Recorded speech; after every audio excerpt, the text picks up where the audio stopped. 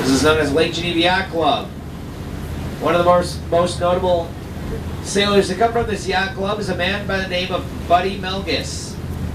He competed for the United States in multiple Olympic Games. He won the bronze medal in the Tokyo Games and then the coveted gold medal in the Munich Games. In the 90s, he then went to San Diego, California, and he competed in the America's Cup, and he won that as well. He is the first sailor to have ever competed for the United States and win the gold medal, and then go on to win the America's Cup.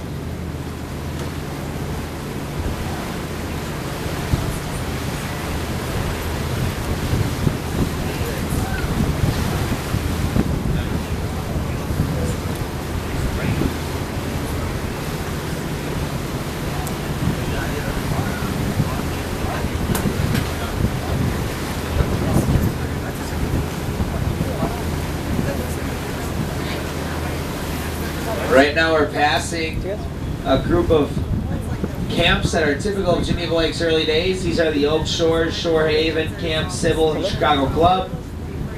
How these would start were neighborhoods in Illinois. They'd pool together all their money, come up here to the lake, and then they'd buy spots of land where then they'd make a long lane going from the lake all the way up to the main road. And they'd put 30 to 40 homes on these lanes. That's why you see the long piers and numerous slips in this area. It's a lot more affordable to live here at the lake when you're in an association. They share a lot of the property tax and lake dues.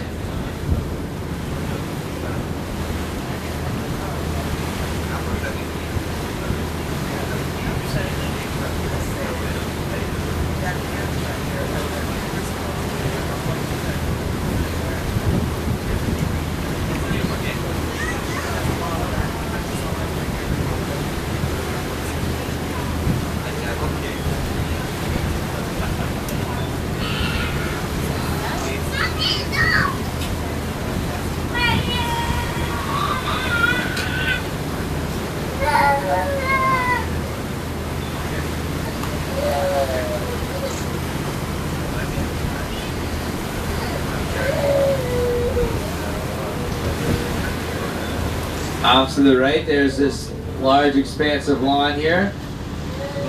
There's 40 luxurious European cluster style homes. This is known as South Shore Club.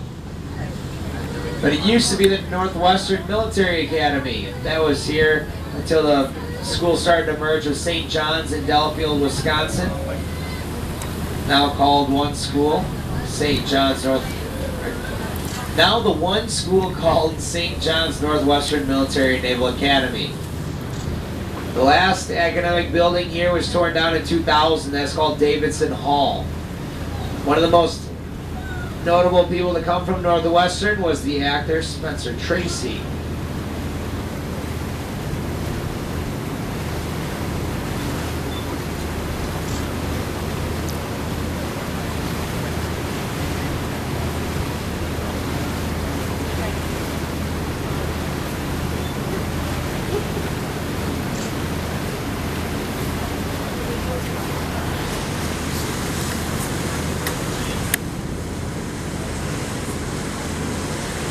Off to the right, you can see a very large hill with a flagpole and the multiple light towers on top. That is the old Majestic Ski Hill. Very popular place in the 80s, but the main ski chalet for that resort burned down. And despite persistent rumors that it rebuilt, it never did.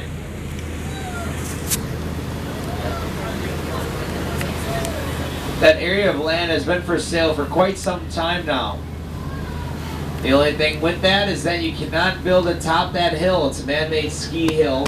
And here in the state of Wisconsin, there's a law stating that you cannot build atop any man-made object.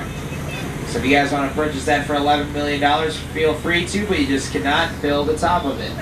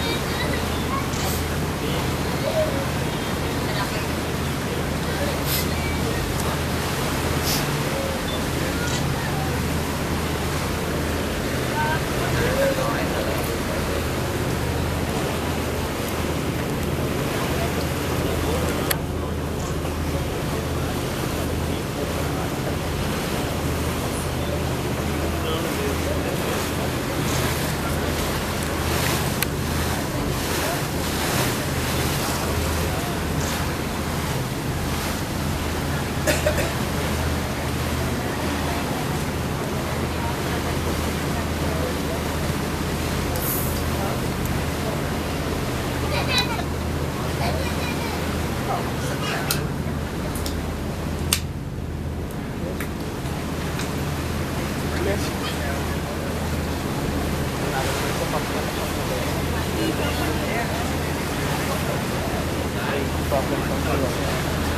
guys look a little ahead of us here atop the trees. There's a mustard colored home. And there's a widow's walk up top. That is the Black Point Estate, built in 1888 for a man named Conrad Sipe. Conrad Sipe, he came here from a family of master woodworkers and carvers from Germany. But once he got here in the mid-1800s, he started Sipe's Brewery out of Chicago. That was a highly regarded firm at its time, but closed permanently during Prohibition.